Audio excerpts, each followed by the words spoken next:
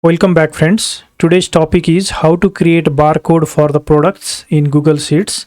As you can see in the screen, here I have some inventory items name, and here the item code is given.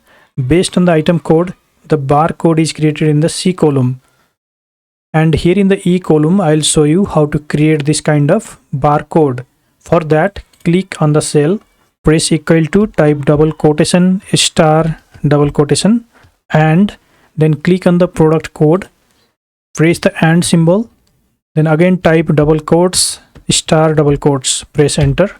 This will add this star symbol before and after the code number. Now drag the formula till the last product. Now go to the font option and here select this Libre barcode 39 text font. Here you see the barcode is created. You can increase the font size of this to make the barcode bigger size like this.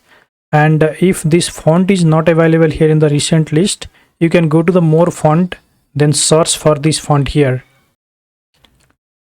So this is how you can create the barcode in Google Sheets. If you like this video, please give it a thumbs up by hitting on that like button, and also subscribe to the channel to get similar video updates in future.